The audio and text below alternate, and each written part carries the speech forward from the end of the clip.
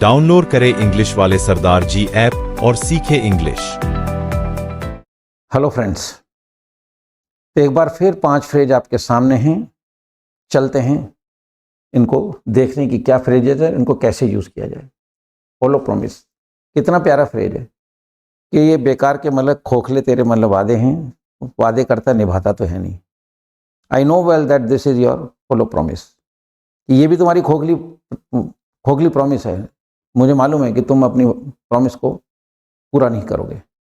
तो जब झूठे वादे करते हैं लोग तो उसको होलो कितना अच्छा है कि खोखली है, खोखली। यही तो एक तरीका है कि अपन बोलेंगे मतलब जो ये तेरा मतलब जो है ना खोखला वादा है, ये झूठा वादा है। आती बात समझ में? तो यहाँ पर जो एक प्रॉपर वर्ड अपने को मिले तभी इंग्लिश में बोलने में मज़ा आता है। तो ये होलो प्रॉमिस है। तो जब फ्रेजेस से, कॉम्पोजिशन से हमें क्या फ़ायदा होता है कि जब हम कोई चीज़, कोई सेंटेंस या कोई बात इंटरप्रेट करते हैं तो इनकी हेल्प से हम एक प्रॉपर तरीके से मतलब अपने थॉट्स को इंटरप्रेट कर सकते हैं ताकि सामने वाले को प्रॉपर समझ में आए कि मैं कहना क्या चाह रहा हूँ। ठीक है, तो ये होलो प्रॉमिस आप जब कभी भी कोई झूठे वादे कर रहे हैं, that time you can use this, it's your hollow promise and I do not believe that you will keep it up. Okay, next आता है एट अ स्ट्रेच। एक बार में मैंने कोई काम दिया, ठीक है, और वो काम आपको बोला जाए ना कुछ मतलब जब टुकड़ों में करना पड़ रहा है। मैंने कहा लंबा काम है लेकिन आपको मतलब ऐसा करना, थोड़ा अभी कर लो, थोड़ा मतलब बाद में कर लेना, ऐसे गैप दे के कर लेना।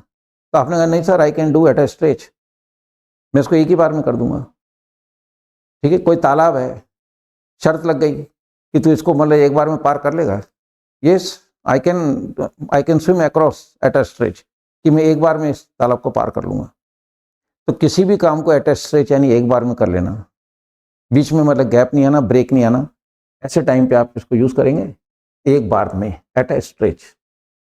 ठीक है, देन एंड देयर, उसी जगह। देन एंड देयर मतलब उसी जगह कि कहीं एक्सीडेंट हुआ तो अपन कहते हैं ना स्पॉट पर ही खत्म हो गया। तो वहाँ पे अपन बोलेंगे मतलब जो है कि number of people died in the accident then and there. तो इट्स ऑल्सो गुड फ्रेज। तो उसी जगह के लिए हम लोग देन एंड देयर कहेंगे। ठीक है, नेक्स्ट आता है डिपार्टेड साउल, दिवंगत आत्मा। जैसे श्रद्धांजलि देने जाते हैं तो कहते हैं कि है ना, कलाम साहब या ऐसे कोई बहुत मतलब जो माननीय व्यक्ति होते हैं तो वो चले जाते हैं तो देश को तो मतलब नुकसान होता ही होता है क्योंकि वो डायमंड्स होते हैं। तो ऑल मतलब millions of people came to pay their tribute और homage to the departed soul. दिवंगत आत्मा को श्रद्धांजलि देने के लिए लाखों लोग इकट्ठे हुए थे। तो दिवंगत आत्मा के लिए डिपार्टेड सोल है, यहाँ डिपार्टेड एडजेक्टिव है। ठीक है, तो दिवंगत आत्मा के लिए लगाइए। नेक्स्ट आता है स्प्लैश नेक्टर, अमृत बरसाना।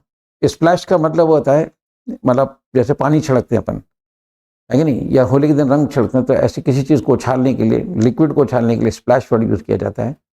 तो स्प्लैश नेक्टर कि वाणी ऐसी बोलिए कि मन का आपा खोए, कि तो अपन वहाँ पे मतलब जरूरी नहीं कि वो कोई लिक्विड ही हम लोग स्प्लैश करें वहाँ लगाएं।